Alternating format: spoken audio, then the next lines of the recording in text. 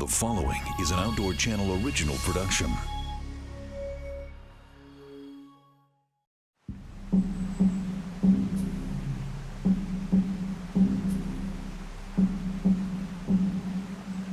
Montana, big sky country. Protecting this rugged wilderness is a brave group of men and women. These are the Wardens, dedicated to the preservation of the last best place.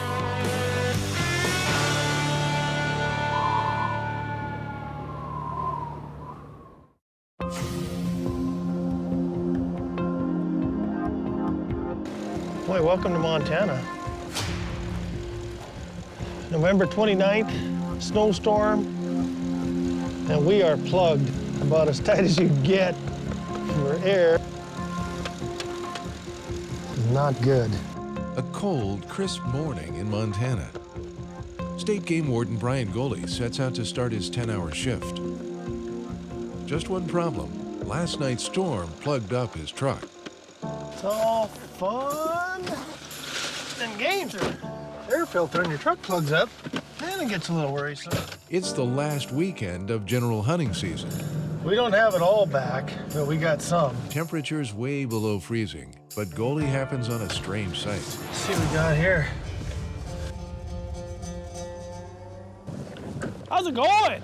Good, how are you? How'd you get here? Golie spots a man who appears to be fishing on Holter Lake, but he has no truck. Oh, I'm just like, man, that's pretty bizarre. Yeah, it looks like you're trash. Yeah, everything's all right. Yeah, I just got to that. Okay. Things have good there. All right. Thanks right now. See you later. The man explains that his son dropped him off, but returns as Golie is leaving. Isn't it weird how warm it is? I couldn't believe it. As Golie passes the pickup, he notices blood on the tailgate. This will be good. Who got it? I did. Just one deer? Is it tagged? Yep. Oh, what? Oh, scared. Scared you, huh? Yeah. Now, did you have a permit to be hunting in there? It's just 455, ain't it? Yeah. Yeah. That's a permit-only area for deer?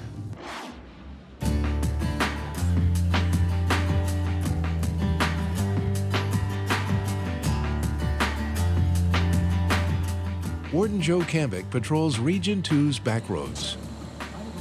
Glad we didn't run him over. Not much to see besides the local wildlife. But just before sunset, the warden takes a curious call. They're on prison property, and they're dragging a deer out. Okay, well, I'll figure out if they got permission to be there and go from there. Okay, thank you. Bye. Prison allows hunting. Some rifle areas, some archery areas, some none at all. But apparently somebody's got a deer down in the archery area, so it may be completely legit, except they're not supposed to park there. They're supposed to park within the prison and walk over there. We'll go check it out. The warden heads towards Montana State Prison in Deer Lodge. No. Not what I'm looking for. Without spotting the suspect vehicle after a nearly 2-hour search. I'll have you know, camera guy spotted the car. The warden locates the truck in a motel parking lot. Blood on the tailgate points to this being the suspect's truck. There's blood all in the back of it there, too.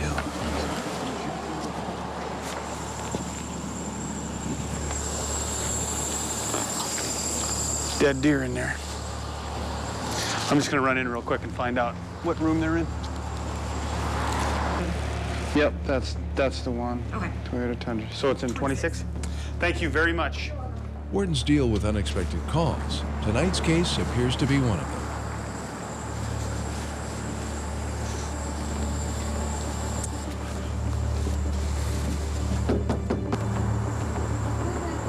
Game warden. Oh my God.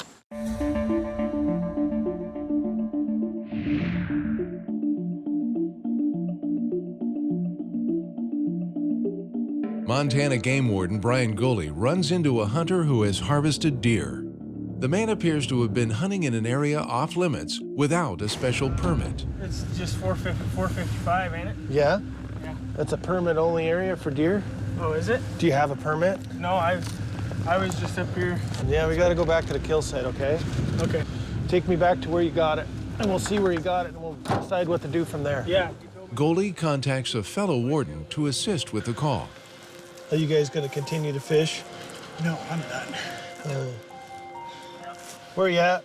Permit only. Okay, well, I'm up here at the Beartooth. The guy shot a deer in the Beartooth, white-tailed doe without a permit. The Beartooth Wildlife Management Area is a wintering grounds for elk and deer, and clearly marked for hunters. You know, you got to have a permit, so did you read any of the signs going in there? It said, well, there was, what did the sign say? Montana Game Warden Rick Smauch patrols in Region 3, one of Montana's most vast expanses of open country.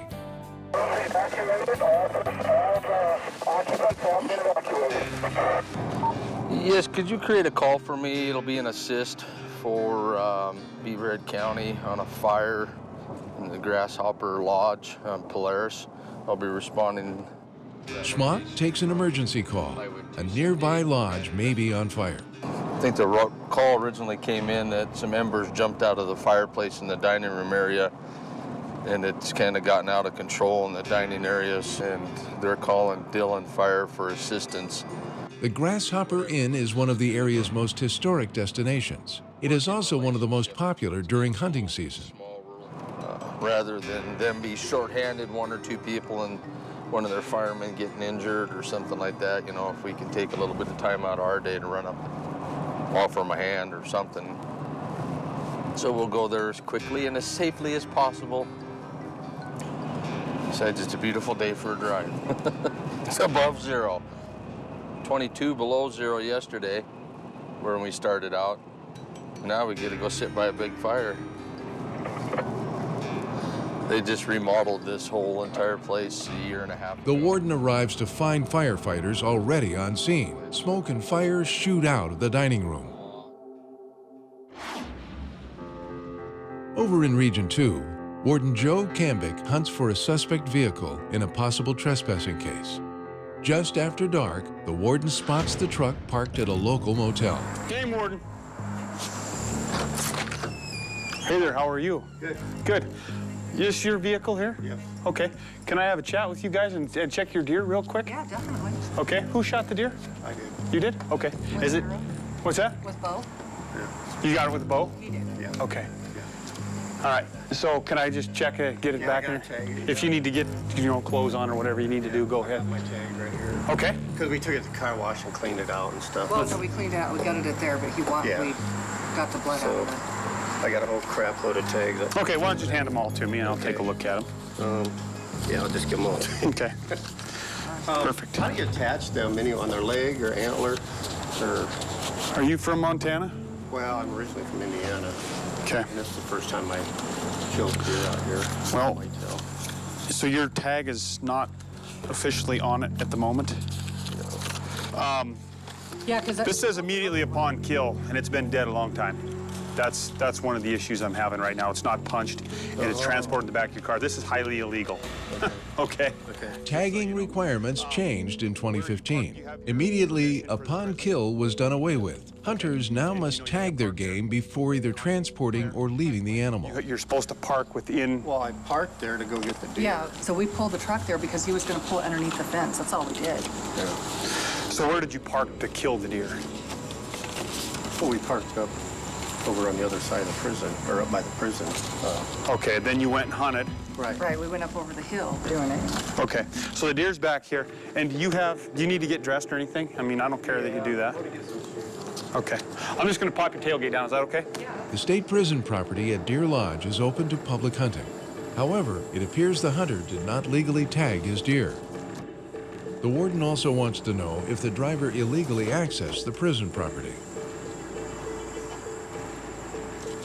Video, are we doing a TV show? Yes, we are. What's going on? Don't worry about it. What's happening? You won't. That means you're gonna give me a ticket. Because every time you do a TV show, I've seen you on TV before. Oh my God. No, I'm not going to give you a ticket because you're on TV. I'm giving you a ticket because you didn't tag your deer.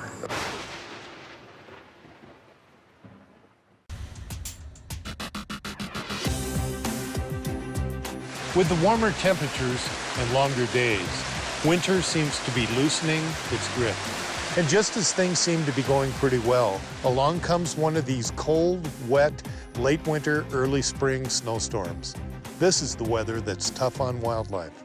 A common misconception is that stress associated with winter is past once we reach springtime. Even if they're on great winter habitat under reasonably good winter conditions, they're actually going to be losing weight all winter long. Their fat reserves are completely depleted during springtime, and it's an especially critical period. The condition of forage during wintertime is inadequate to meet their energy needs. Bulls and bucks begin winter with less body fat than does and cows, and this is because of the effects of breeding season. They feed less during breeding season and they're more active, and so they begin winter with less body fat. And then that body fat depletes at the same rate as it does for female animals, so they're actually in much worse shape as winter progresses. Calves and fawns typically start wintertime with less body fat, and so realize that they're also in their first winter and they're a bit fragile, and they're in an even more negative energy budget during the wintertime and lose weight a little bit faster than adult elk, and they start the wintertime with less body fat. The nutritional demands of pregnancy increase dramatically in the last trimester, and that occurs during the later part of winter and early spring. So does and cows have substantially higher nutritional demands at that time and will deplete fat much more rapidly than other animals. So if you head out to cure a little cabin fever, springtime is a great time to give wildlife a wide berth. This is Mike Gurnett, out with Montana's Fish, Wildlife, and Parks.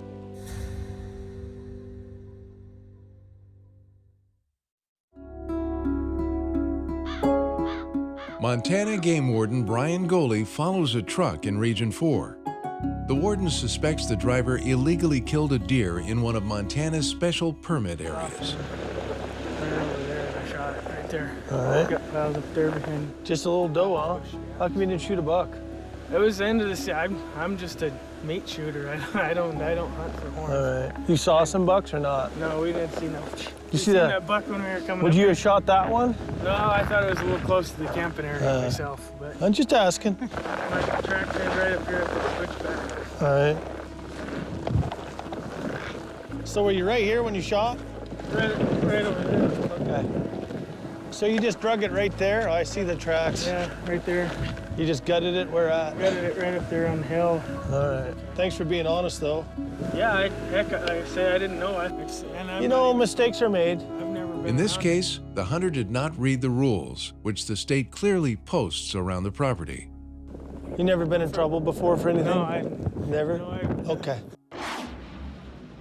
Meanwhile, in Region 3, Warden Rick Smauch responds to a fire call in one of Montana's most isolated areas. Callers report a fire at the historic Grasshopper Lodge. You need it.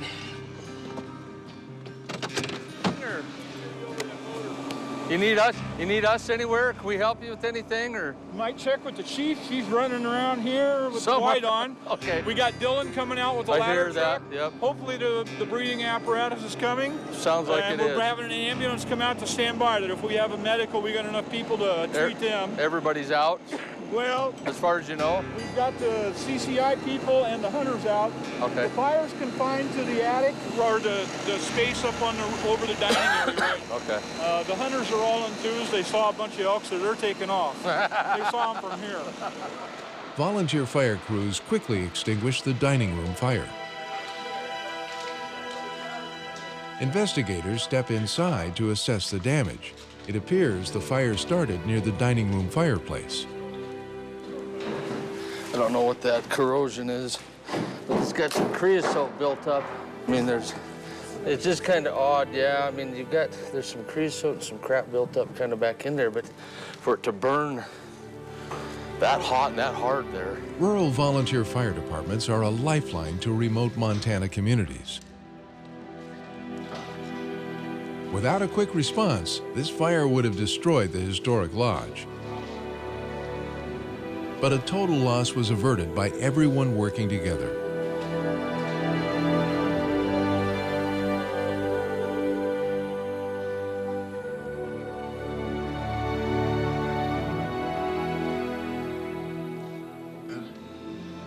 Yeah, I talk about Lucky Charms, the volunteer fire department up here that responded to this call.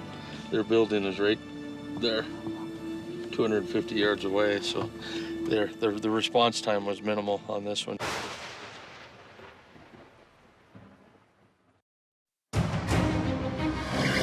Wardens is brought to you by Streamlight. Heroes trust Streamlight.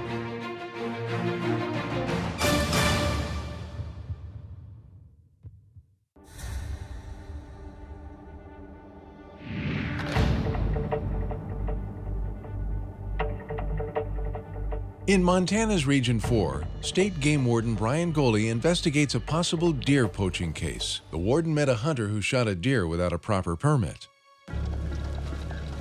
All right, just be careful. I'll be down there with this guy. Golie calls in fellow warden Tegan Winters. This is the younger warden's regular patrol area, and Golie gives him some sound advice from a veteran. The guy never lied about it? He doesn't? He doesn't have a permit, though. Nope. Be right there, you guys. Okay. I'll just do, I won't do possession, I'll just do without proper license. If you do without a permit, I wouldn't check the privilege thing. Okay. And then I'd just put appearance. What about the beer? Well. How are these good? Very good. They're just, he just is not a criminal. Okay. Even so, the wardens must write a ticket for the illegal harvest. The first time you guys were parked. Yeah, we were sitting there waiting for a while.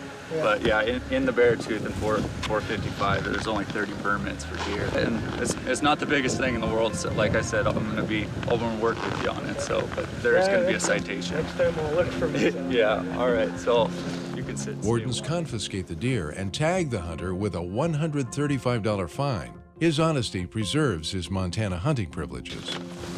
Okay, that's done. Nice to pawn the paperwork off on somebody young. Meanwhile, over in Region 2, Warden Joe Kambic investigates a possible trespassing case. No, I'm not going to give you a ticket because you're on TV. I'm giving you a ticket because you didn't peg your deer. Okay. Okay? $5, right? I have no idea. Where's your archery equipment? A caller reported seeing the hunters dragging the deer off the state prison property in Deer Lodge. It's in here. Although hunting the property is legal, hunters must follow all state game laws. How'd you know it was $135? That's what you guys sign everybody. I watched the show. Oh. I don't know about the tag. Warden Kambic discovers at least one violation. Some get worse than that. Yeah. Okay. So what you're telling me is you went to checkpoint. Yeah. You went in. You parked in a parking area. Yeah. You killed that deer. Yep. And then, just for retrieval purposes, you got permission to go around dragging it on the fence. No, I didn't. We just went around and got it. Oh, you didn't ask? We had to get permission to go clear around and get it on the other road. You can get help retrieval with stuff, but it has to be within those. Tell you what, let's not worry about that. The biggest issue I have here, Thomas, is Pay it right away. right immediately upon kill, and I have to take the deer, but it's not. You're taking the deer? Yeah. Yep. It's evidence. I mean, it's one thing, to drag it to your truck. I'm done hunting, right? Well, you have your other tags. I'm not taking those from you. What other tag? Your elk tag and whatever else. You can hunt that. I can't shoot a deer, though. No, I'm taking this deer tag. And, I mean, it's one thing to get it to your truck if I check you there. Once you're in transport with it and you make it all the way back to here and I come check you and it's still in your pocket and it hasn't even been validated yet, that's a problem. With that, I'm just going to go ahead and, write you that up real quick. Our honeymoon hunt. I'm not sure why he's upset that he's getting a ticket. I mean, he's at the hotel and hands me his tag. All right. You were right. The bond is $135. Good job. Yeah, $135. Oh, no. We wrote one yesterday for $535. Oh, yeah. So you don't want that one. Plus, you lose your privileges for that one. I don't want that one. No. And the reason, I mean, I'd love to let you keep the deer, but the reason we don't is because people say, it's the cost of doing business. If we get caught and we get it out without being tagged, great. If not, it just costs $135 to keep the animal anyway, type of a deal. So, and it's evidence. Yeah. That's the evidence. I'm just gonna. Will you go ahead and drop that tailgate again for me, and I'll just back up there. He's seen the show. He's a fan. Now he's on it. In this hunter's case, that is not good news. It's a lesson to learn, I guess. Okay, no, it's like I said, we'll run into each other under better terms again, I'm sure. Yeah, hopefully. All righty, have a good day. I can understand people forgetting to tag their animal immediately. Getting excited because you just shot a nice deer or whatever. Getting it in the truck, that's fine. Once you start moving that, you get it in town, and they've run to the car wash, and they've been all over town with it, and I show up, and he hands me a tag. It's a little late then. I'm not, immediately upon kill means, just don't transport it without a tag on it. And there was a lot of transporting going on there, so I don't know, not the biggest crime in the world, but something that needs to be addressed nonetheless. So there we go, we're moving on.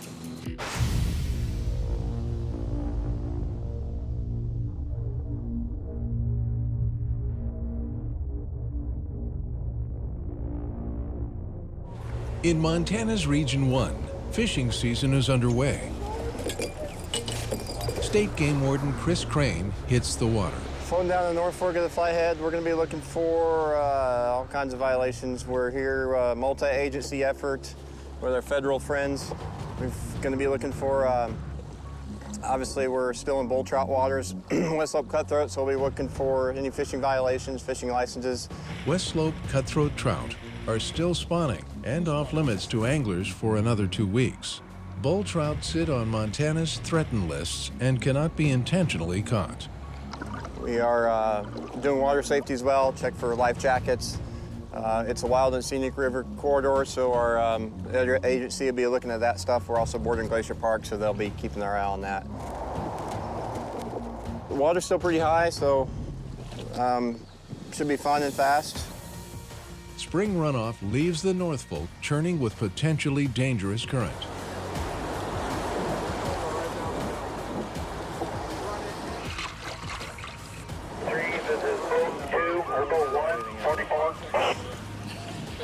Go ahead. This is boat 1. 44, good. One individual here has a small head injury.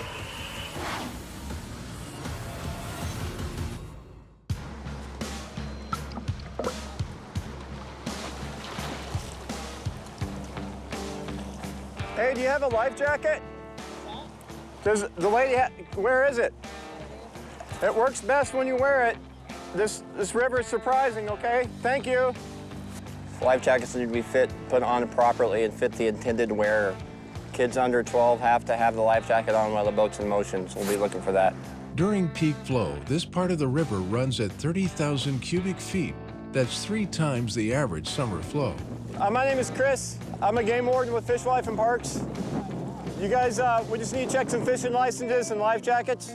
Today, the warm weather attracts plenty of people to the powerful river. That's it. Well, you enjoy it. Enjoy it. Yep. Let's see. So, Brett. Each year, an average of 9 people die on Montana's waterways. Wardens say many of those drownings could be prevented if people wear their life vests. Good enough. It's nice to know some locals. Yeah, thanks, guys. I know. Oh, it could be more than that. Yeah. The other potential issue is the river's high number of downed trees. Locals call them strainers. The trees become potentially deadly obstacles in high water. There's, like you got this overhanging tree right behind you there. That's called a strainer. You don't want to bump into that because you don't know if you're going to make it underneath it or not. So you want to avoid, you got to stay awake. You want to avoid that.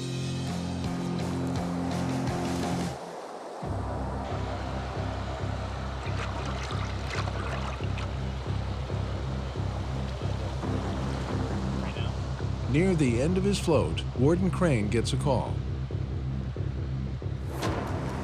That way. Search and rescue races to the river. Someone reported 2 kayakers in trouble in high water. Wardens routinely help with river rescue operations. We were floating down the North Fork and we came upon 2 kayakers on the side. They waved us over. One of them had lost their kayak. He was pretty inexperienced. It was his first time out. She was an experienced kayaker, but had taken on water. And so we picked him up and we're waiting for her. And finally, we see her kayak come floating down without her. Just as the rescue team launches the first boat, officers get a second distress call. A raft flipped and several people struggle in the river's strong current. Suddenly, Montana's emergency crews face 2 dire rescues.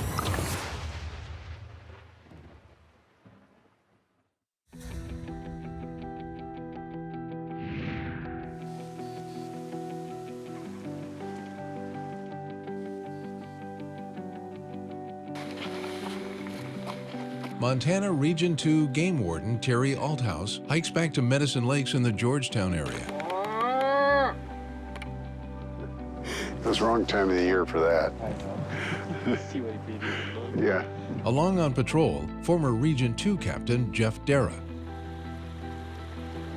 Well, the fish here are just cutthroat. They spawn, this is the only inlet to this lake, and there's some really nice fish that spawn in here every year. This year it's running a little late June, almost into July, and we have a hard time keeping the folks out of here because they're really susceptible, really easy to get at, and some people, of course, have decided netting, shooting, spearing, clubbing, whatever they have to do to get some of the fish. So spend a fair bit of time up here trying to keep them out. Well, we did find some evidence of fishing down here, but I think it's from our feathered friends. The eagles have been in here, leaving us some nice little blood spots on the logs where they're picking off the spawning fish in here. This is just one way the Wardens protect Montana's natural resources.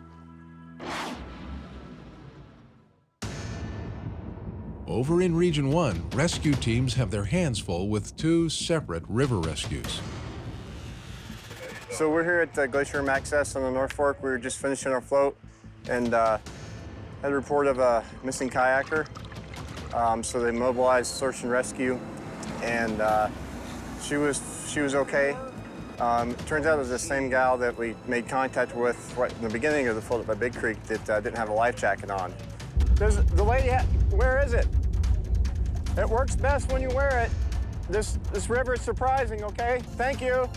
Then as I was up there observing, the area is called the Shelf, where a lot of people dump boats. A boat dumped 3 people on the green raft. Turns out the gal actually hit her head. Both involve people Warden Chris Crane warned earlier in the day. Yeah, I'm a game warden with Fish, Life, and Parks. You guys, we just need to check some fishing licenses and life jackets.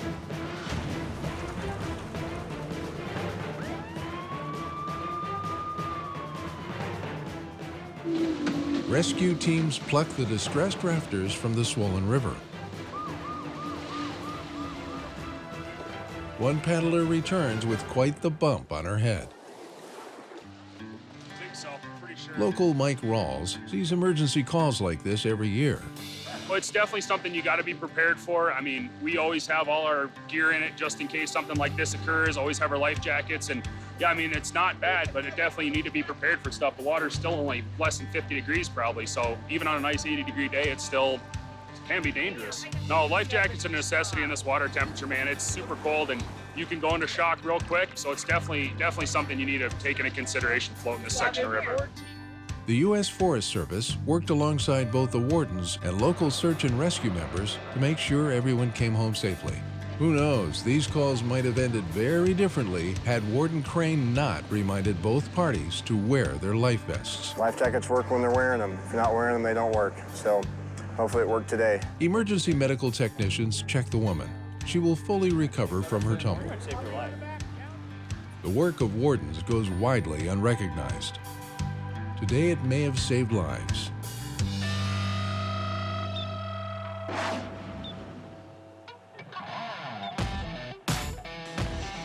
Over in Region 2, Warden Joe Kambic readies his mount for an afternoon patrol. He's headed to the Twin Lakes region of the Pintler Mountains. The warden wants to keep an eye on anglers who target trout in this remote area. First challenge, getting his horse across that darn bridge.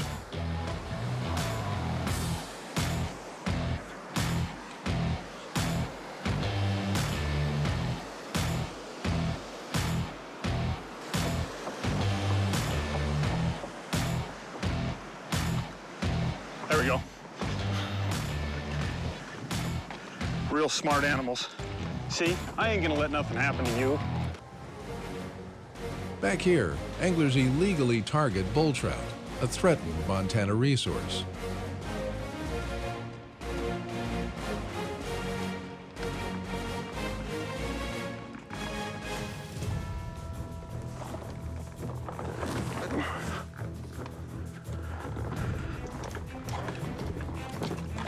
The warden checks a couple of trouble spots and stumbles on a group of campers.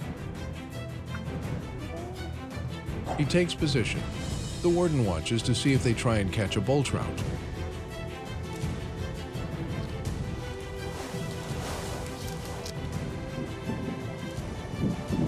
Where'd that other guy go now?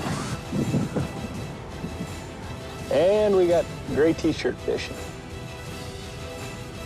And he's packing heat. The warden decides to check the camper's licenses. Over here.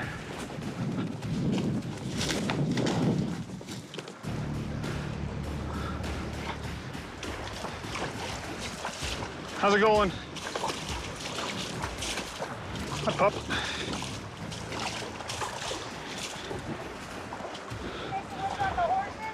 What's that? We are.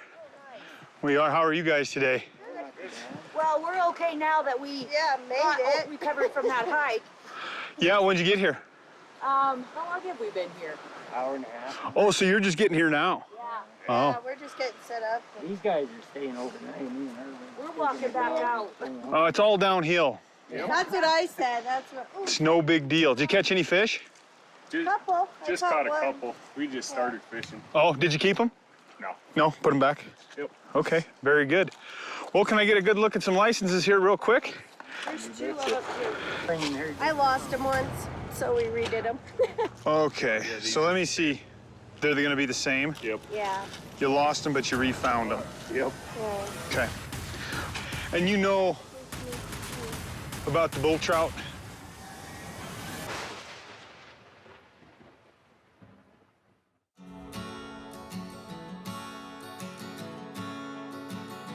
$138,000 non-resident anglers will tell you that Montana is one of the best sport fishing destinations in the world. Fishing is important to our economy in a way that nearly 250,000 Montanans enjoy the outdoors. So when this northern pike, a top-tier predator, showed up unannounced in one of Montana's premier fisheries, anglers were concerned on how this illegal introduction would affect their fishing. And biologists were once again faced with the question of where did this fish come from? Our department's concerned about illegal fish introductions, the impact it has on existing fisheries, both native fisheries and other sport fisheries. We have a group, it's called the Anglers Forum. It's a group of statewide angling groups.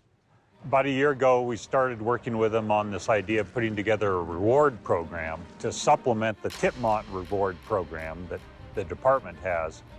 I just started fishing 4 years ago and got involved in Walleyes Unlimited. And we stress reporting. Tipmont is the place to call, get the boat number, and then let law enforcement, game wardens, do what they need to do. It's just a matter of making people aware that they are being watched by people who are really concerned about what it is this resource offers for everyone.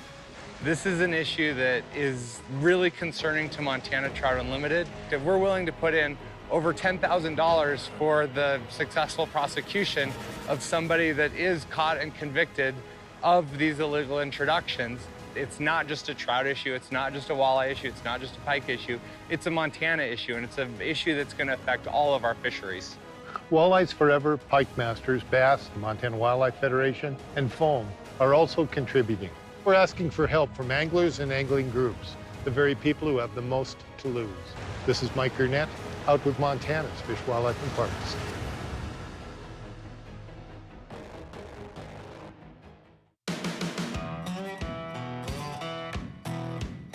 Montana State Game Warden Joe Kambic travels on horseback to patrol a remote section of the Pintler Mountains.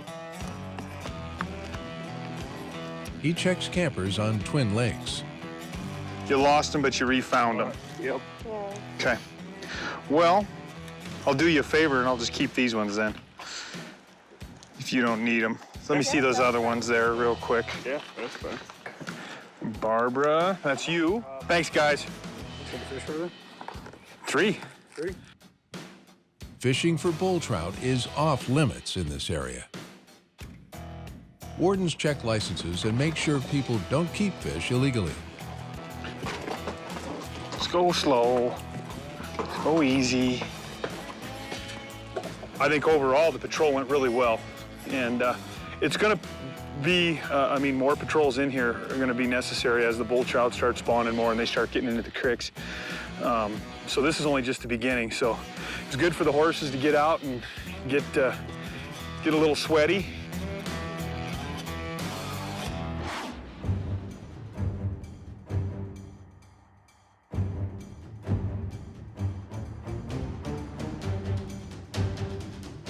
Over in Region 2, Warden Terry Althouse keeps an eye on a group of campers. The other one looks like they're huddling around the picnic table. I'm guessing there's more than one pole out. This portion of Georgetown Lake is closed to trout fishing until July 1st. Well, let's go get them before it's dark. Hello. Hi. How we doing? Good. How are you? Oh, pretty good. Good. Catching much for fish down here? Just 3 so far. Oh, you got those handy somewhere? Yeah, right in the bucket. It's kind of windy out here. It appears these campers might be getting an early start on the season. Okay. 3 rainbows. Can I ask you for some fishing licenses? Sure, sure. You got them both up there? Have you guys camped here before? No. No? No. There you go. Have you got yourself a set of fishing regulations? We like do. These? Yes. Okay. And did you look up Georgetown Lake? Unfortunately, no. We haven't yet. Okay. Well, we do have a little bit of an issue, which is why I needed to talk to you. Okay, and that's where it shows you that this part of the lake is closed to fishing.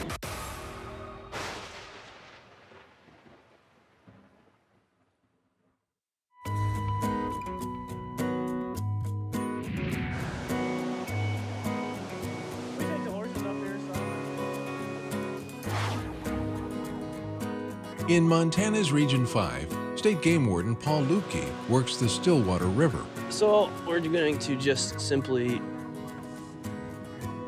work the river. Check the Stillwater River, which is starting to clear up after a really long runoff. It's just now starting to get fishable. So there's people out. You can see there's campers and stuff out. So it's finally summer. Mountain snow slowly melts and feeds Montana's rivers. That means the Stillwater runs cold and fast. Yeah, it's blasting pretty good.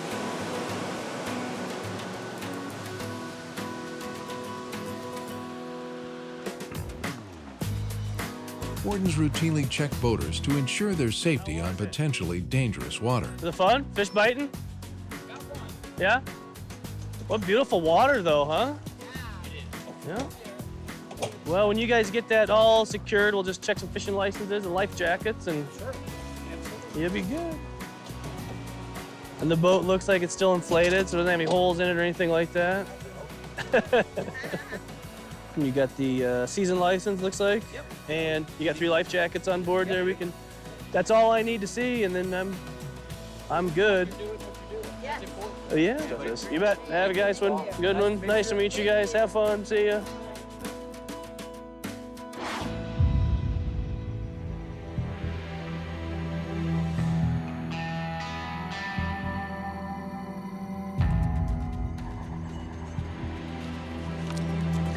Do you generally look at these for where you go, the regulations? You know how they work? Actually, this is Over in Region 2, Warden Terry Althouse works a case on Georgetown Lake. The warden spotted these two campers illegally fishing in an area off limits this time of year. But one of the concerns we have here is we do have part of the lake closed for spawning. Okay. And you're in that part of the lake. Oh, okay, well. Well, let's look, because here's a small version of the map. This is one, and I've been handing these out, and it lays just like this.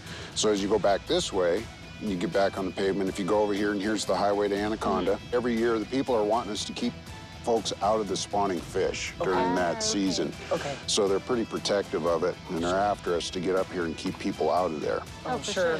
What I'm hearing here is I'm pretty certain this is not a deliberate choice to just go do something. Oh, no. No. But there is some responsibility on your part to read the signs and the regulations, too. Yes. So what I've been doing with these is I've been issuing a more minor violation if I think that's the case, as opposed to somebody doing it deliberately. Okay. All right, well, give me a few minutes here, you guys, and you might want to... The other thing we're going to not do is the fish are illegal, too, but we're not going to address that here. Could be. I'm just pointing that out, so it gives you more emphasis on looking at the regulations and knowing them. So you guys make good use of those fish and just promise me you'll do better.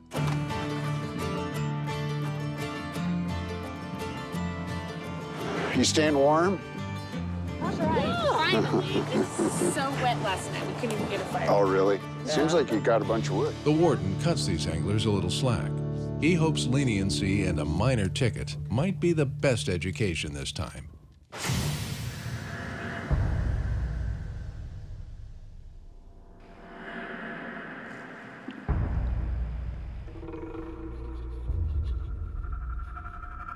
In western Montana, deer are dying in untold numbers.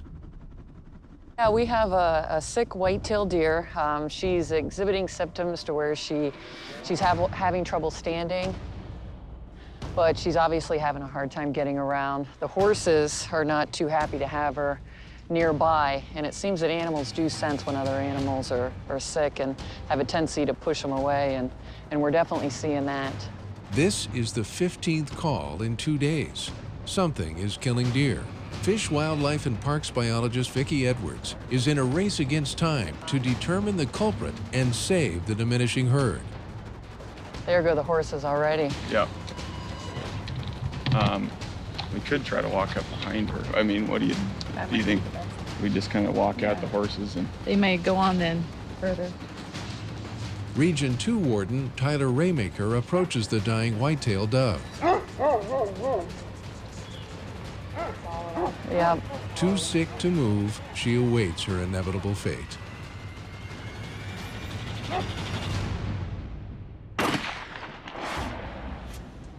Region 2, Missoula, Montana.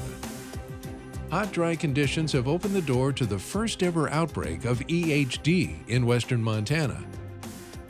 Epizoic hemorrhagic, a fatal virus in deer, is caused by a tiny biting midge. So far this summer, Vicki has fielded hundreds of calls reporting dead or dying deer. The public is desperate for an answer. People are also asking me, is it related to global warming? And I get back to saying you can't say for certain if it's related to global warming, but we do know that when you have these dry, drought-like summers, we do have a tendency to have outbreaks. We end up seeing these sort of outbreaks in late summer, early fall. EHD is new to western Montana, and the effects have been devastating. Already over 200 deer have been confirmed dead in just a couple of weeks. Today, Vicki and FWP vet Jennifer Ramsey respond to another call reporting a deer that is suspected to have the disease. So, can you tell me what happened? I just kind of looked out the window. My dog was barking, and so I saw the deer up there by the tree, and it had its nose down to the ground. And so I was like, oh, that's weird. I'm like, I wonder if its nose is stuck to the ground on something. So I walked up there a little ways, and it just kept its nose to the ground and was like spinning in circles a little bit and then just like wrestling around. And so I was like, oh, we'll just leave it, get the dog in the house. And I looked back, and it's laying on the ground, and it's just kicking and spinning and just going crazy. Kind of convulsing, so, and okay. Yeah. And about how long did that last? That Was it, you know, 10 minutes, Probably 5 minutes? 15 minutes. Really? Okay. From the time I saw it to the, you know, when I just left it. Well, we'll go ahead and we'll collect her, and Jennifer is our wildlife vet. She's our statewide wildlife vet, and she's been with us yesterday and today and is conducting extensive necropsies, and she's got a really good eye, and she's seen EHD outbreaks before out east. A necropsy is similar to an autopsy. It is a dissection of the animal to determine the cause of death. We do suspect that it's that, and unfortunately, if it is that, what we need is a hard freeze to get the gnats to die off. It's transmitted from the gnats to the deer, and it's not transmitted deer to deer.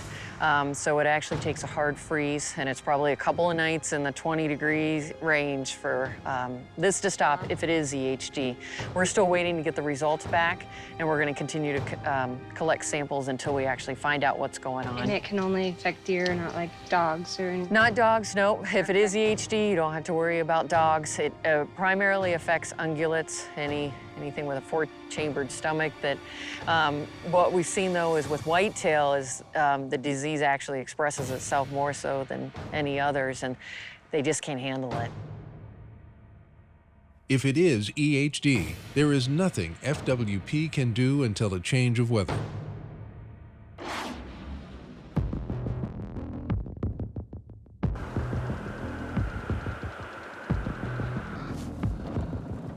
East of Missoula, near Clinton, Montana State Game Warden Aaron Berg is patrolling a popular stretch of the Clark Fork River.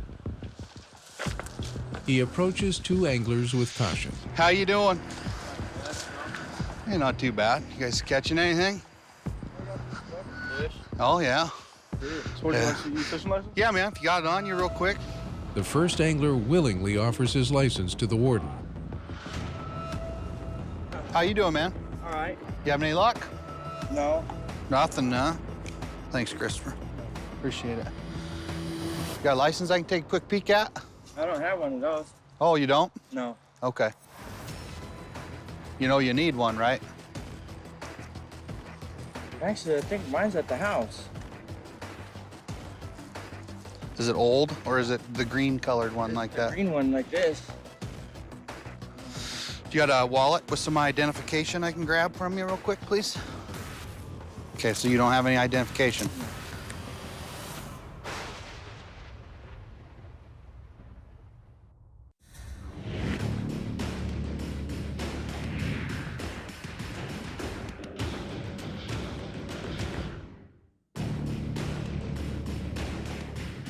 Just east of Missoula, Montana, Region 2 Warden Aaron Berg is checking an angler that claims to have left his license and ID at home. Okay, so you don't have any identification? No. At the house. Am I gonna find you have a fishing license in the system or not? Sure. Because I'm gonna look. It should show up. Okay. So I need to find a way to identify you, okay? So if I can't physically identify you, then we have to go for a ride in the car. Okay. 3050 plane. Plane? Yeah, super. Silverdale? Washington? Yeah. All right. So probably some fish until we find out. Yeah, well, I'm gonna need you to come back to the truck with me, okay? Do you have any weapons on you? No. Knives? Guns? No. Anything that's gonna explode and or stick, poke, or prod me? No. Okay, all right. Warden Berg will need to identify the man before he can determine if he has a license or not. When fishing or hunting in Montana, you must carry your license on you at all times. It's also a good idea to carry a photo ID for proper identification. A quick name search uncovers nothing. A second attempt reveals a possible match, but Warden Berg still needs to confirm the angler's identity. Did you live at Bremerton in one point in time? Yeah. Okay. What was your address in Bremerton? I can't remember it. And you don't remember your address. I'm having a hard time finding anything that you can verify you are who you are. You really don't have an ID with you? No, it's at the house. The wallet, your whole wallet? I don't have a wallet. It's just my Washington ID. Do you have anything? Are you in his car? You don't have anything with you that shows your name on it? No. Did you live in an apartment when you lived in Bremerton? Yeah. Apartment B? Do you remember? Yeah, that sounds right. I can't remember the address because we were only there for a couple months, but he let us use the address. Was it on 4th Street? There it is. Yeah, 4th Street. Do you remember the number? No, I don't. The angler's diminished memory doesn't help Aaron solve the angler's identity crisis. Further west in Missoula County, FWP biologist Vicki Edwards is responding to a call reporting a sick deer. We have a sick white-tailed deer. She's exhibiting symptoms to where she's having trouble standing. The horses are not too happy to have her nearby, and it seems that animals do sense when other animals are sick and have a tendency to push them away, and we're definitely seeing that. So what we're going to do is we're going to go up. I'm going to move the stock a little bit so that we have a safe shooting lane for Tyler, and then we'll go ahead and dispatch our collector and conduct a necropsy on him. Dispatching deer is, and wildlife in general is something that we have to do. It's something that no one enjoys doing, but it's a necessary part of caring for wildlife in kind of a bizarre way.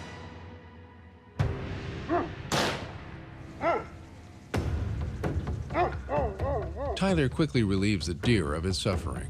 Vicki and FWP veterinarian Jennifer Ramsey will do a full examination to determine if the cause of death is in fact EHD.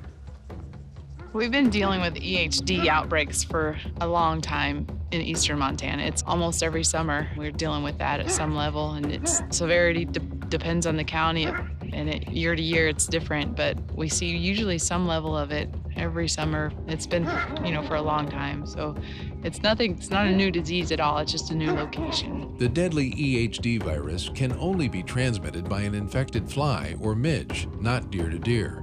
This is the first outbreak of it in western Montana, and the deer herd has been hit hard. Do a full necropsy on her in a little bit, but before we take her and she starts to, bloat and things that are normal, I just wanted to look her over really good and make sure there wasn't any sign of her being injured somehow, and that, because we're still trying to figure out exactly what's going on here. We have a suspect that could be this EHD virus, but we haven't been able to confirm that yet because we haven't got any results back from the lab, so it's important to look for everything until we get an answer.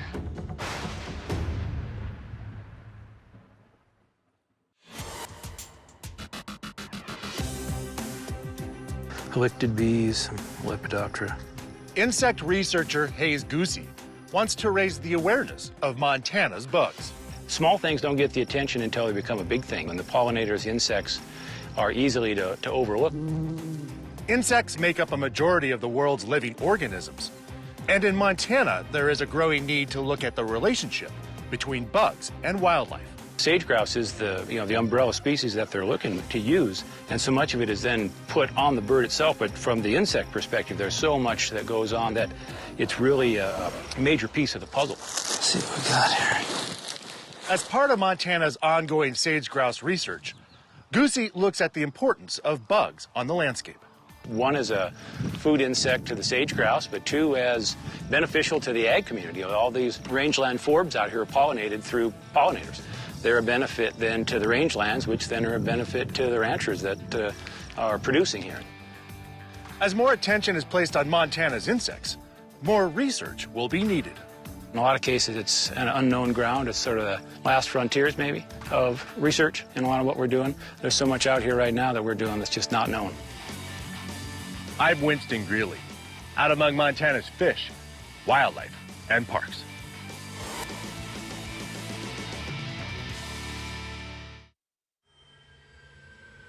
It's late summer in western Montana, and multiple sightings of dead deer have been reported.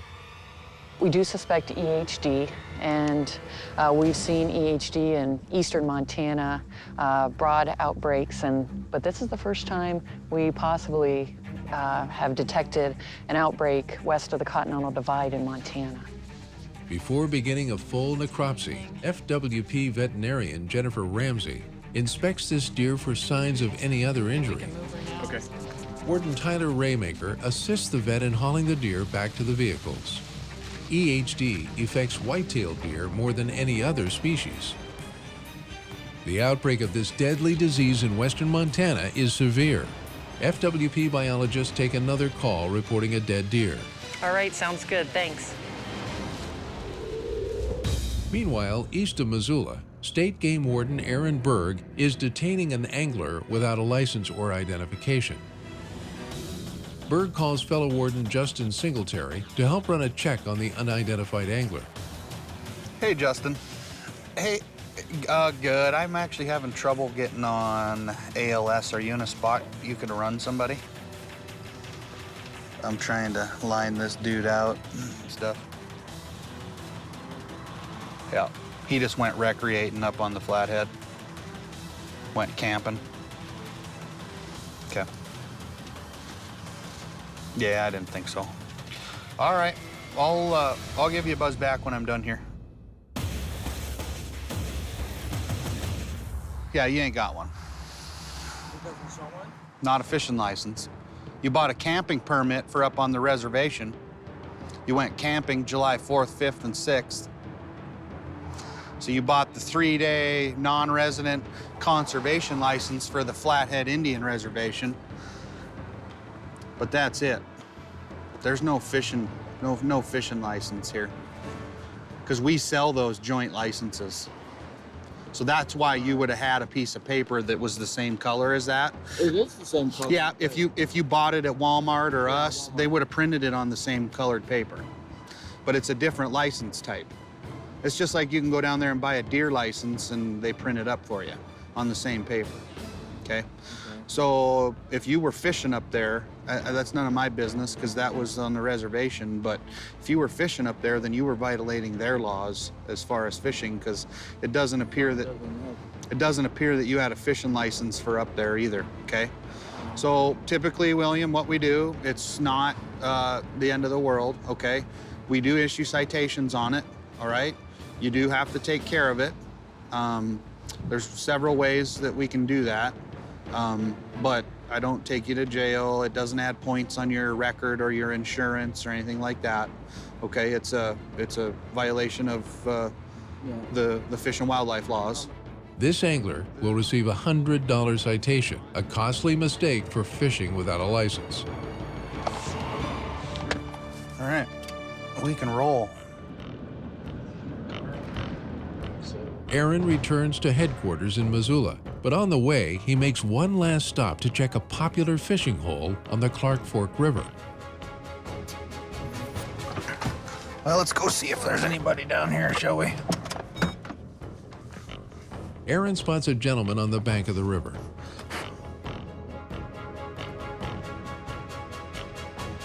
His suspicious behavior indicates something may be amiss. What's all over his pants? Blood or what is it?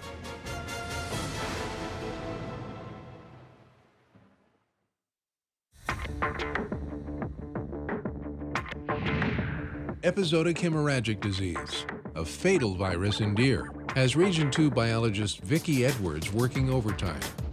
She is responding to a call from a concerned farmer. He is afraid the deer on his property may be infected. A lot of the samples that we've ended up collecting over the last 10 days have been from tips from landowners letting us know where they're seeing dead or sick deer. And we definitely couldn't be able to collect the samples we have without their help, so we greatly appreciate it. You know, I noticed last night when I was changing those sprinklers down in the river bottom, a bunch of deer were standing right underneath that water. Oh, they were. Maybe they're trying to get them bugs off them. Get the bugs off of them and cool off a little bit. The ones that we've got bedded down there, they appear healthy, but we do have a couple that aren't standing up just yet. Boy, that one looks like it's been salvaged pretty good. Yeah. Boy, I think they They actually look pretty good. Vicki determines that this herd appears to be fine for now. Give us a call if you need anything else. We'll keep our eyeballs peeled, and all the neighbors are watching, so. Well, thank you. We really do appreciate it. The first ever outbreak of this deadly disease west of the Continental Divide killed nearly 475 deer in and around Missoula. FWP staff worked overtime for nearly 6 weeks until an early frost halted the disease. Warden Aaron Berg is watching an angler on the banks of the Clark Fork River. After determining that he is indeed fishing, Berg approaches the man to check his license.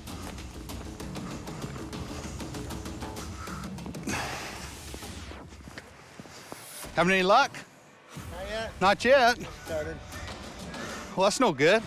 Well, it's early. Yeah. Just dunking a worm? Just dunking a worm. Cool. Yeah, right on. Nice day for it. It's beautiful. Yeah, man. Love it. Cool.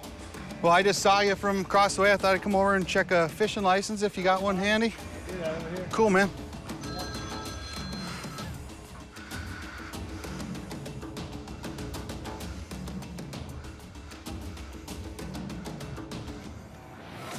That's just a receipt.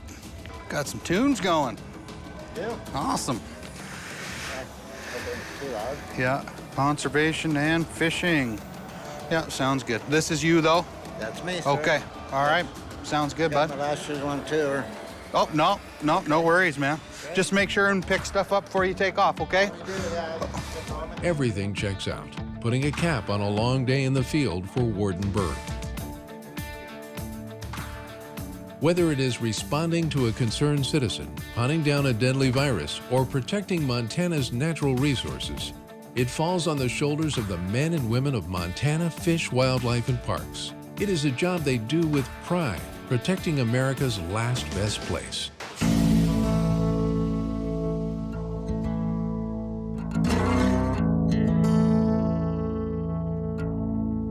State Game Warden Joe Kambic patrols on opening weekend of elk hunting. He checks on hunters outside of Avon, Montana. Before lunch, he takes his first call. This is Lori. Hi, Lori. Joe Kambic. How are you? I'm doing good.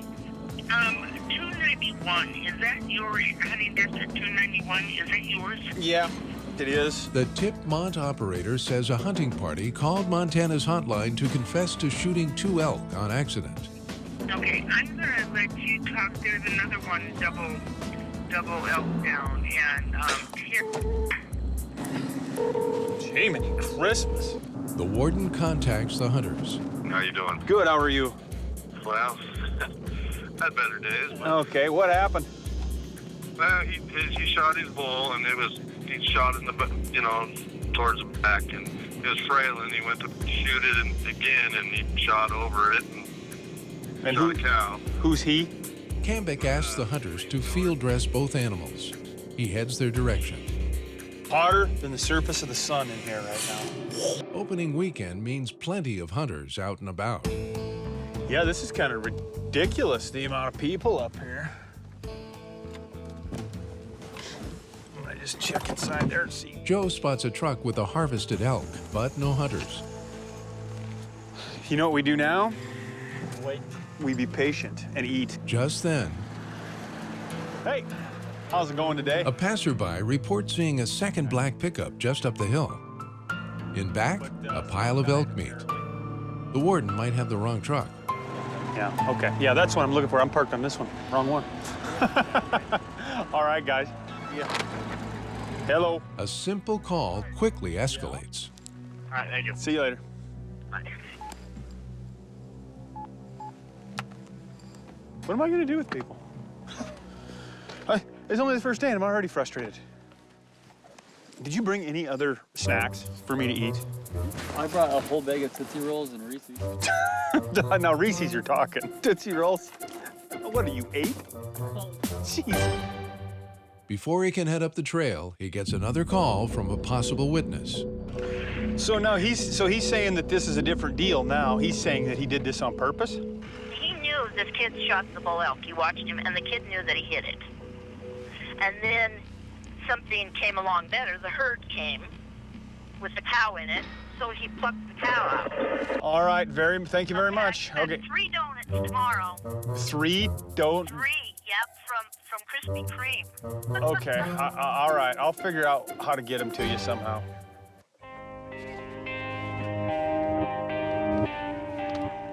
I think I'm parked right on his truck here. I'm waiting on him to come out. He did call me, and he did call me and told me they'd made a mistake. So I just want to make sure. So what you're telling me is he hit the bull first. It went over the hill. Wardens rarely deal with cut-and-dried cases. Kambic connects with a local block management agent. She also wants to find the hunters. Yeah, I don't know. I don't know that the landowner's gonna want us driving on this. It's pretty soft. You want to see if you can make contact with somebody, Kendra? Yellow. Where are you at now? Are you coming up the road? No? On the big... Just then, the warden loses cell service. This opening day case will test Kambic's patience.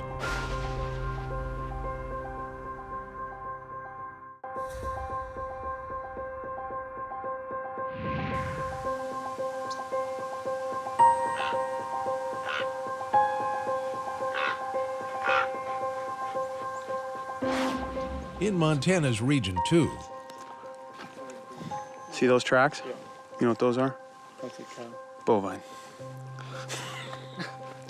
State Game Warden Joe Kambic tracks opening day hunters. He wants to find a young man who reportedly shot more than one elk. Yeah. Who got the elk? It's on time. Awesome. Good. Nice bull. Yeah, thanks. Nice bull. Cool. Have you ever seen the TV show Wardens? The warden runs into friends of the hunter in question. Okay, so you guys are with Clan then? That's right. Okay, so them guys, Jeremy's coming out. Thank you for, is that right? They're coming out. How about Brother Bill? My brother had a bull too, so. So you guys don't have any idea what's going on either? No. Oh, good. Because your dad, I'm assuming. Yep, that's Pops. He's waiting up here for you guys. Okay, good. And you guys got to go down and pick those guys up in Avon. Because I just talked to Jeremy. Okay, and then go back down. Spotty's cell phone service keeps everyone from getting an accurate story. Okay. Well, this is starting to make a little bit of sense. Yeah. All right, well, thanks, Joe. I can't come all the way down here and not give you a hand, so let's get this thing out of here. No, we'll get. You're almost there. All right. And we're feeling froggy.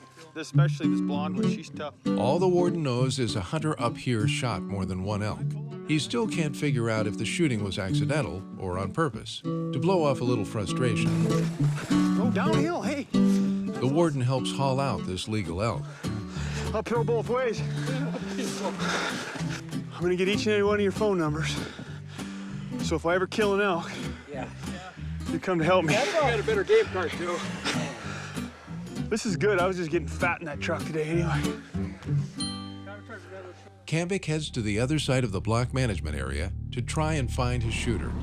So they kind of know what's going on with the other parties because there's spotty cell service, but they don't know everything. So they get approached by another party that says, hey, we watched you screw up. And they said, yeah, we screwed up. Well, I'm calling the Fish and Game. Don't worry, we're calling in. The rest of this crew has some sort of an idea what's going on, right? They don't want to say because they don't know what Jeremy has said. So if they try to play it off as, oh, this was just a mistaken identity, I shot over the bull and hit the cow because that was the original call. But now another caller is saying, no, that didn't happen. This is getting more and more frustrating by the second. The warden hits another access point. He spots 3 hunters hauling out an elk. Hey, I'm excited about it. I see that. I can see how excited you really are. I'm going to help. Jeremy, Joe Kambic, nice to meet you. I'm going to give you a hand. Okay. All right. And that, holy moly, look at that's like the biggest spike by brow tine I've ever seen in my life.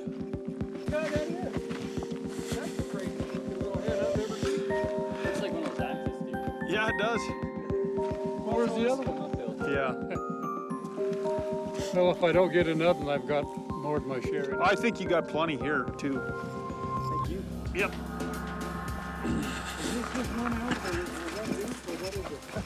Well, we got some teaching here. Anyway. All right. Well, we'll have a chat with us here real quick, and we'll let you guys. So that cow's still up on the hill. No, it's right here. Oh, the cow is that he shot. Dude, we packed it all out. Oh, okay. So whose elk is still up there? Brother Bill's. Oh, Brother Bill.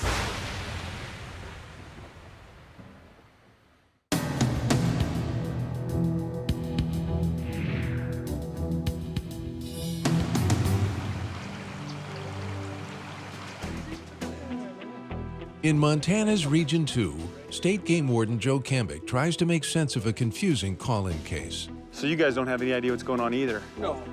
Hey, Reese, you want to just have a seat in the front seat of my pickup? We'll have a quick chat here. This young hunter says he accidentally shot 2 elk, but at least one witness says the hunter purposely shot the second animal. The warden sits with the young hunter and listens to his story. Okay. Well, I'll tell you what. I mean, it's his, other people's word against yours, and so far, from what I can tell, you seem like a pretty decent guy. I don't want to railroad you here and try to, make. I should have been able to go up there and look at that. I just didn't have to. So just wanted to be fair with you here because I'm trying to sort out a bunch of things. Was there anybody else up there that approached you that may have saw what happened? Yeah. Okay. He thought I did it on purpose. Why would he say that? I have no idea. I mean, I swear I didn't do it on purpose. I would never do that on purpose. I'm going to take that elk. You are going to get a ticket, but you're not going to lose your privileges. You're going to get to keep the bull. You can have that. But this ticket is just because it's something I have to do. Yeah, and Does that make sense? I deserve something. I mean, that's how you learn from it. Sure. Well, and you just got to make sure there's nothing behind you. And mistakes are going to happen no matter what. I mean, it's just, and it's all in how you handle them. I think you handled it good. So why don't you give me here's your elk tag back. I can't run away with that. The warden writes a single ticket for harvesting an animal without a valid license. The citation carries a fine of $135, a hard lesson learned after a hard day of work by the wardens. You'll look twice, though, I bet you. All right, Reese. You guys have a wonderful day, and I'm glad this thing's right in our way, too. Yeah, awful nice. Yeah. Thanks, Joe. Can we have that? I don't care. Well, that other guy, the reporting party, he doesn't want to sign a statement. And I mean, if he doesn't sign a statement, I have his word against, And I truly believe that, I gave that kid the out right from the start. Look, you're going to tell me the truth right from the start. And I think he did tell me the truth right from the start. I think he got excited. There was elk there. He's a young kid. And hey, let's face it. If you quit getting excited when you're elk hunting, you better quit elk hunting. He needs to be, more sure what's behind his target. But other than that, when the elk went down, he made the right decision. He called and got it over with. So. That's what I'm trying to promote in people instead of just leaving it lay on the hillside or getting Grandpa to tag it. That was their other option. Grandpa's got a cow tag. They could have just went, no big deal. Let's have Grandpa tag this. So I'm happy with what. What did the beaver say when he crossed the road? Oh, hi, beaver. Where you going, beef? Oh, man, they run fast. Where'd he go? He went right into the creek. Kambic heads for town, but on opening weekend, the calls keep coming. Because number one, he did not have any orange on. Number two, as soon as he shot this spike bull, and apparently he saw one of them, he took off running and went down through a draw and over onto the side, which we have had problems for the last 3 years. Their hunters do not wear orange.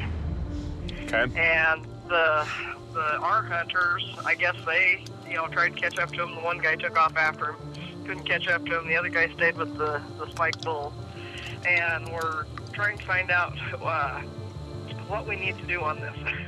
Where's the spike at now? It's still on our property. I'm on my way. A landowner reports seeing a trespasser shoot a young bull elk on private property. That was Claire from the sheriff's office to call a guy by the name of Bryan about a spike. Oh, okay. So maybe this guy did shoot a spike and he's turning himself in because he know he got caught or something. The warden heads to try to unravel his second case of the day. Nope. We just got to find out who's had permission to hunt this morning and see if we can't squeeze them. Yeah. It's the only chance we got. They did say it looked like a younger guy. That's the only thing we got. And he wasn't wearing orange. The warden hooks up with witnesses. They hoof it up private property to the spot where the men say the illegal hunter trespassed and shot the bull elk. Okay. He ran that way. He threw his rifle behind that tall tree right there and went up over the hill. And by the time So you were that close? Okay, so you seen him and you're like, what he doing? Yep. Okay. I knew it was him. He didn't have orange, and he threw his rifle. Why would he do that? And then Kate and I came up here. We started heading towards the tree, and we got up here, and then we seen Joe and Lloyd over here coming out of the trees. Kambic starts to piece together a case. Fellow Warden Terry Althouse joins the investigation. Must have been right at the top of the ridge, Well, huh? The blood spray was out this way right here. It was kind of going. So he might have been over at that from corner? the spike to where he is. So I think he was right down here. He was actually on Yes. on your property. Yeah, the shot came from that direction over there. Because that's the way the blood, it rained since then. Wardens often use metal detectors to help collect evidence. Come right up to him. Oh, yeah. There was 2 shots, too, right? In this case, it uncovers the exact location of at least one bullet. Here, going in, and then there's a gut shot right here, or comes out right down there. So that's gonna be good and smelly for you. Probably. Good luck. The wardens collect information and wrap up the scene. They must confiscate the elk. The landowners offer to help. Well, I guess we just gotta go see if we can get up there and have a chat. Kambic now has his evidence, but does not have a suspect yet.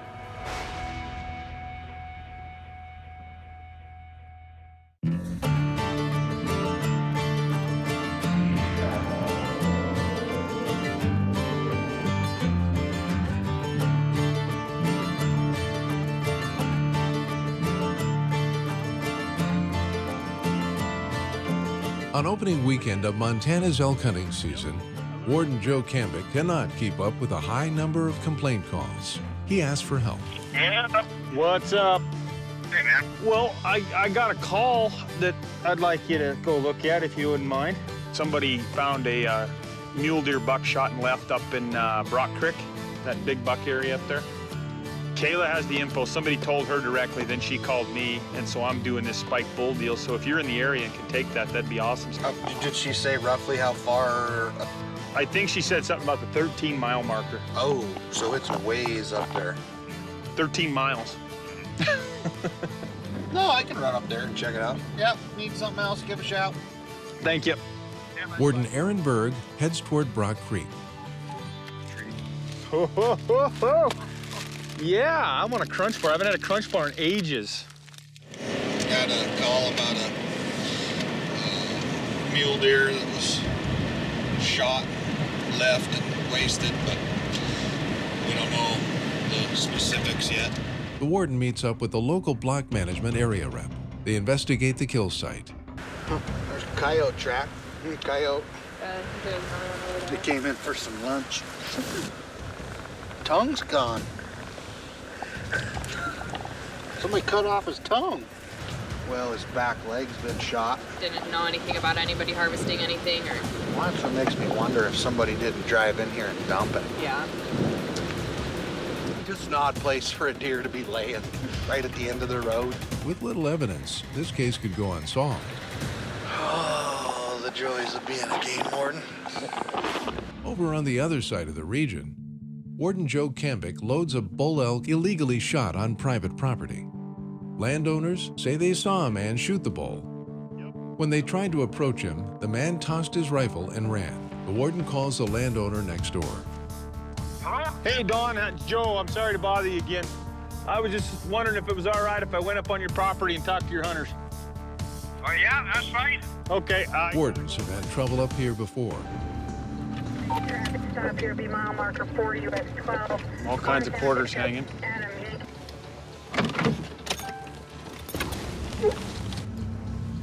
Two nice bulls. White-tailed doe.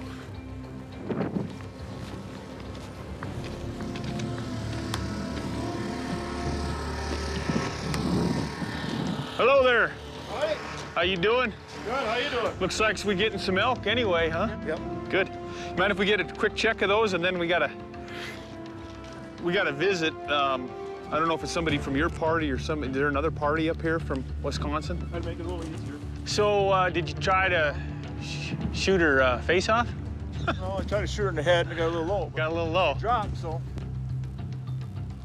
Little 6 on that side, huh? Yep. Yeah, that's yours. Which one's yours? We're both good-looking bulls. Well, what we got going on here is whoever's hunting down on this morning shot a spike bull and left it. We got a description of the person who did it, and you guys may or may not know anybody that was down there, and that's okay. If you guys wouldn't mind getting everybody out so we can take a look at everybody, that'd be okay. That's fine. Yeah, we know. That there's not my guys because they said they seen something going on down there, but they didn't. Oh, well, maybe they can help us out then. Warden Kambic wants to find a subject. Did you just get a haircut recently? Oh, I shave every day. Joe Kambic. My name is Gordy. Gordy, nice to meet you. The rest of you guys all have tags too? All licensed up? Yeah, can we take a quick peek at them? Oh, so you got this 291. Over, yeah. Yeah, okay. So you guys don't know any of the other Wisconsin folks that were down lower hunting? No, okay. We've got a description on who it is. Part of the reason we asked everybody to come out is because we know what we're looking for. Unless he got a haircut like today. No. Terry, you seen anything that looks familiar to what we were told? Do you guys change clothes already? I'm gonna leave whoever's in charge the card. My phone number's on there if you guys figure out what's going on. I mean, there's a spike bull in the back of my truck that, could have been a legal bull next year, and they just shoot and leave it. And didn't have permission to be on there, and then, that's what's gonna get them in trouble, kicked off the property and everything else, so I don't want it to ruin it for everybody. These hunters check out. Today, Joe will not catch his poacher. That camper belongs to down there under the power line. But tomorrow, the wardens are back on the job. We might have to go have a look at that. And they'll be looking. Can I get a couple of registration checks when you get a chance, please? I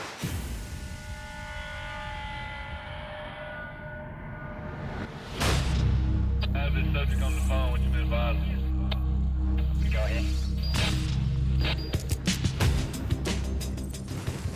Right there's where they shot from. Oh boy. Pretty incredible, my man.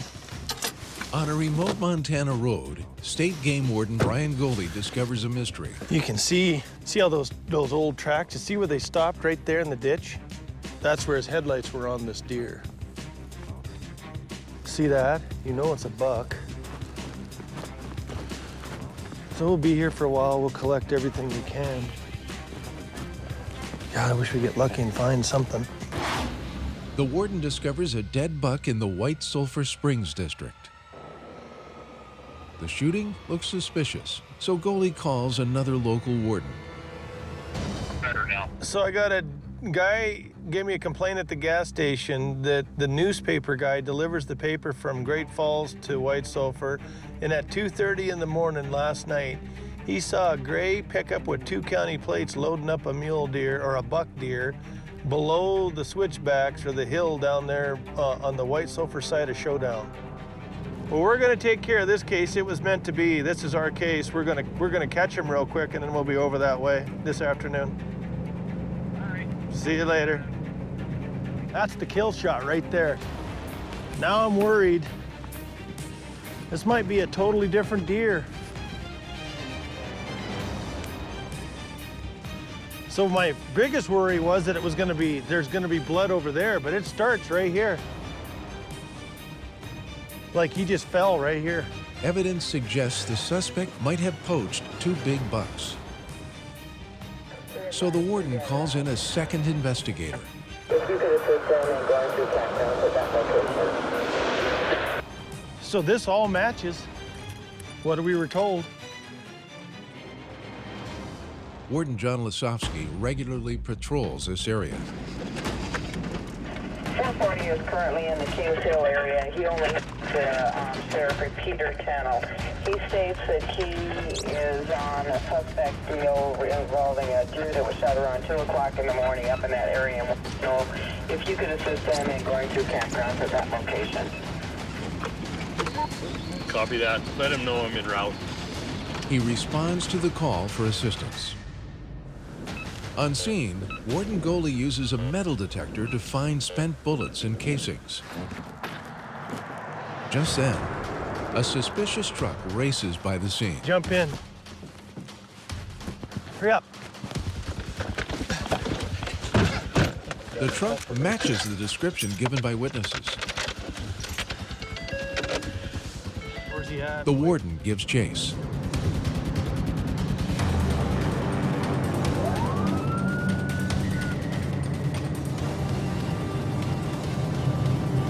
He's gone. He's gone.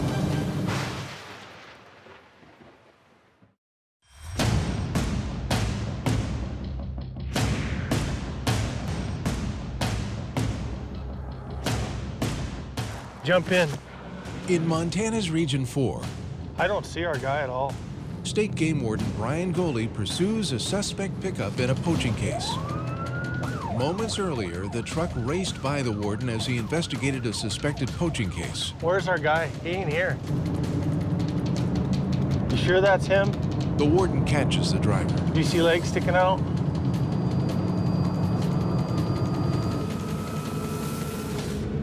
And makes a stop.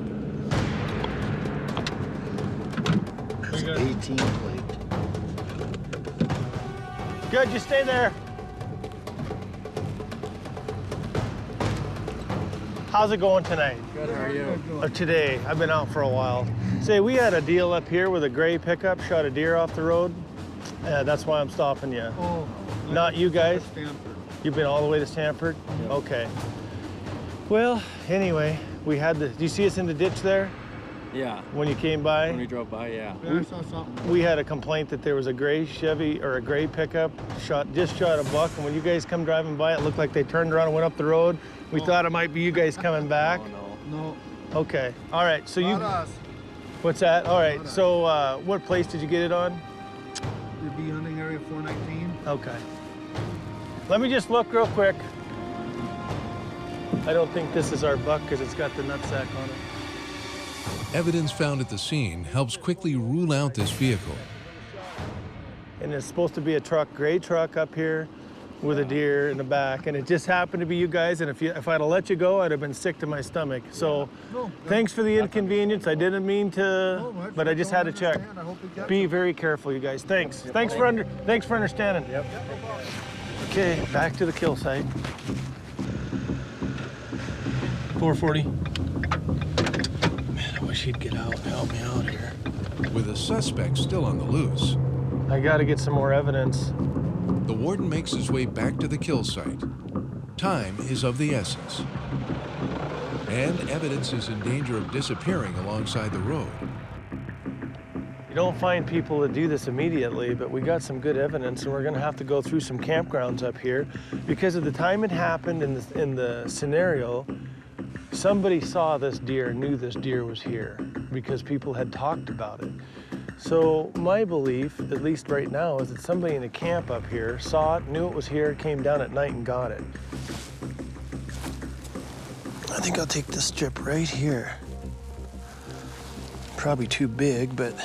Wardens collect physical evidence to build their case.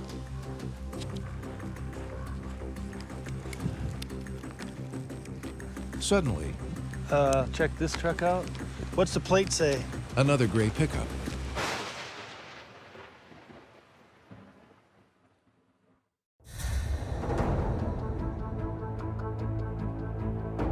At the U.S. Forest Service National Genetic Lab, researchers are revolutionizing the way we view wildlife. So much that goes on in wildlife biology that's cryptic, that we just can't see. And genetics is just a really amazing tool at being able to give us a little window, a little insight into the natural world. DNA analysis is an important tool, allowing fish and wildlife researchers to obtain more information faster. DNA not only identifies the species of animal and its sex, but genetics can also identify an individual and how it relates to other individuals across a region. This science has really benefited wildlife management in allowing us to take on questions that we've never been able to tackle before. So imagine you're in a forest and you want to know what suite of species is there. One of the best ways to do it is through these non-invasive surveys. DNA can be extracted from the landscape by many different means, making it easier to answer some of the challenging questions facing wildlife managers today. If you have an invasive species that's coming in, you need to know that right away. If you have an endangered species, you need to know how that species is doing. These new genomic tools are allowing us to identify invasive species, monitor endangered species in a very cost-effective and defensible way. These genetic tools are also providing better knowledge of our natural world. I'm Winston Greeley, out among Montana's fish, wildlife, and parks.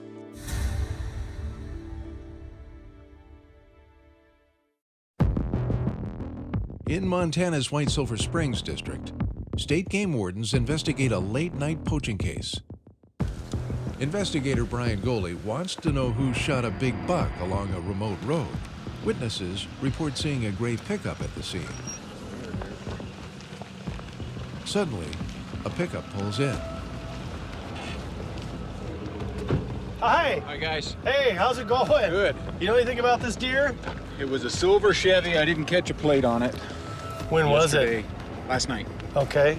We came out of Lamb Creek. Okay. And spotted the deer here, watched him run up. We went up the road. While we were up in there, we heard a shot. Didn't think that much about it. We come back by here, it was already dark. They were pulled over here, busy gutting it. Okay. Huh, so there might be more than one deer because I had a complaint from the news guy at 2 in the morning. There was a guy gutting a deer on the side of the road at 2:30 a.m. Oh, no, this was... But this The guy... wardens use every nugget of information they receive to slowly piece together a case. So I want you to come over and let me get the info from you.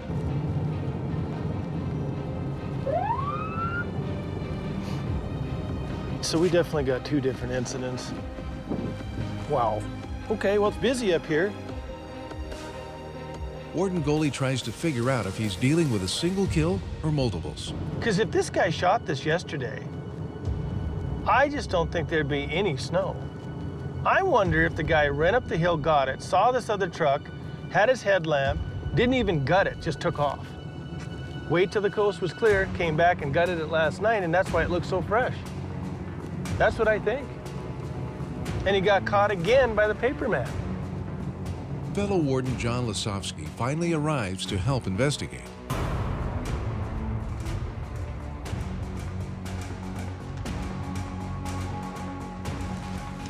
Brian, how you doing? You guys bumping into stuff? We got a bit of a cluster here. Cool. So we got told at the gas station on the way up here that there was a deer shot by the guy that delivers the newspaper talks to the guy that owns the gas station or works there. And so he runs over and says, hey. The 2 wardens talk over the evidence. Right. Throw out scenarios and rehash witnesses' reports. This is probably right. This is 5 o'clock yesterday. He sees the deer run across the road. He drives up, goes up, here's the shot, comes back, and the guy's he's got a headlamp on. There's 2 guys dressing the deer. Okay. He goes, I wish I'd have got the plate. So do we have, I mean, are we in the wrong spot? I mean, do we have another kill There's site? another, and we drove up the road looking, but you know if it was shot at 2 in the morning, there's probably no gut pile. And it snowed over it, you know what I mean? The wardens decide to scour the area. Let's go check. You just tell me where to go. Well, I would start down here. Let's just make our way. You go down here, and then just check it, and then come back, and we'll go a little lower and keep going. They head to local campsites. Pickup right there. Lasofsky stops a gray pickup.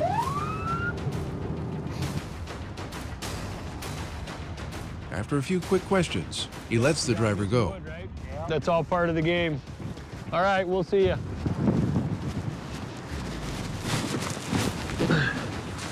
No blood in the back of that truck. Gray Chevy. Down the road, Warden Golie searches another camping area. 0 blood, my man, is 0.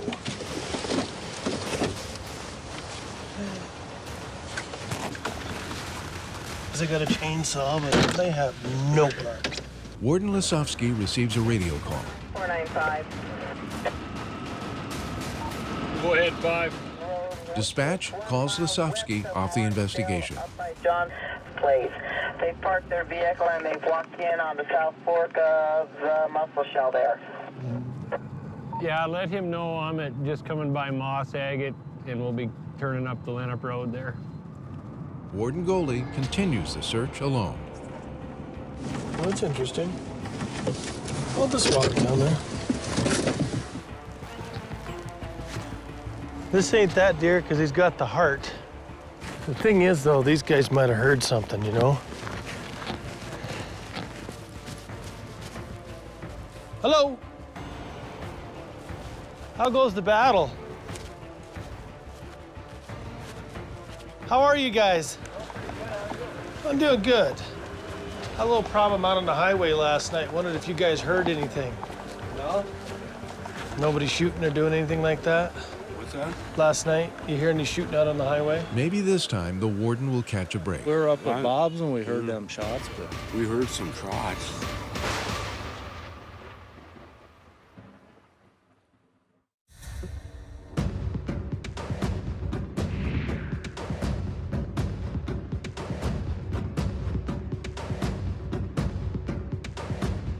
Montana Game Warden John Lisofsky takes a call on a possible poaching case.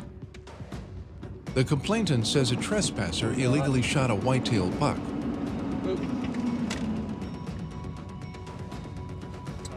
Good. What's the deal? This fella here shot a buck down here, and we think he was walking up this edge of the creek. Okay.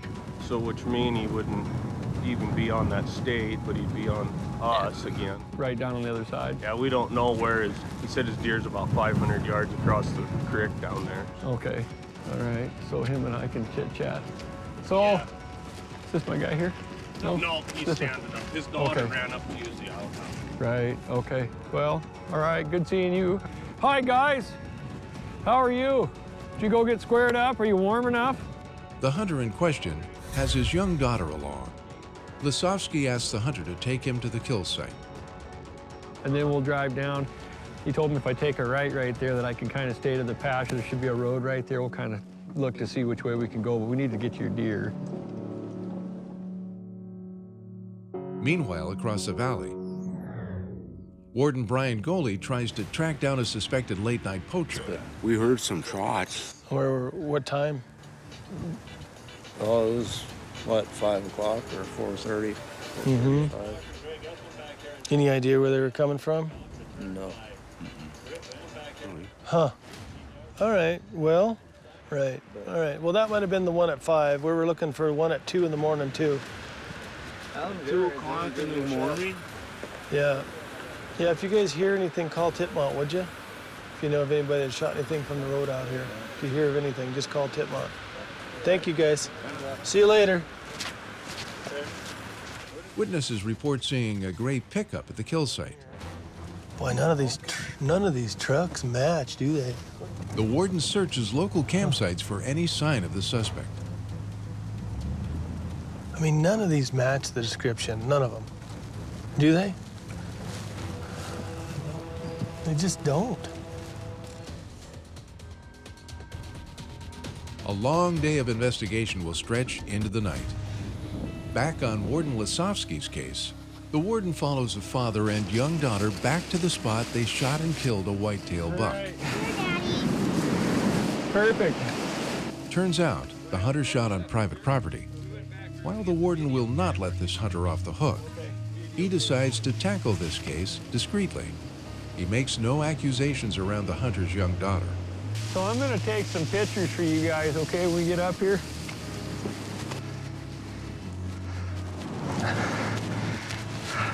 So, you know, I know we have a problem. She needs to learn something too, because I need her hunting at some point here. So let's pull her out. We'll get some pictures with you guys with your deer. Okay. And I'll make sure I get you those pictures. And then she'll understand a little bit better too. Do you want to take some pictures? You doing all right? Okay, let's do that. You go take some pictures with your dad here. Crawl in behind that buck. A little sensitivity by the warden goes a long way. You pick it up. Perfect. Your dad, put that with you right there, okay? All right, that's perfect. I kind of like that. That's gonna be good. That's a perfect picture. Let me get a couple. All right. All right, perfect. I'll make sure I get you those sent, okay? And what grade are you in? Third. Are you gonna, it looks like your dad's teaching you how to hunt. That's a good thing. It's good to see you out here. You wanna get in the truck and get warm, stay warm. And then, I guess from you, if I could, can I get your conservation license as well as your driver's license? The warden writes a trespass fine for $135. He also confiscates the deer. Meanwhile, back on the White Sulphur Springs case, Warden Bryan Golie continues trying to find a suspect in a roadside poaching case. How's it going? I'm doing all right. How's the hunting? What's down here as far as pickups? One Chevy, double cab, half-ton pickup. What color is it? Silver, like this. Okay. See you later. Kind of amazing how many silver Chevys or gray Chevys or... Oh, boy. No blood, though. Two County, though. There is blood on the back. Maybe.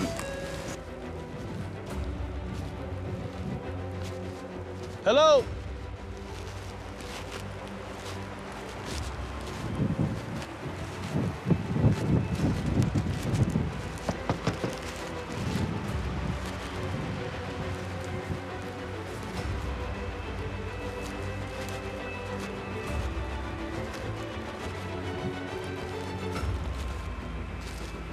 I don't know if there's anybody in here or not.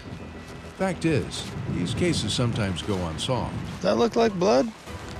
But that won't keep Warden Golie from searching. Looks like a tooth. It does, doesn't it? I don't see any blood where they loaded a deer, my man. We're gonna have to come back. It is the eternal hunt for people who disregard law and disrespect wildlife. Never. When you give up's when you lose. Only losers give up. Exactly why Golie became a warden.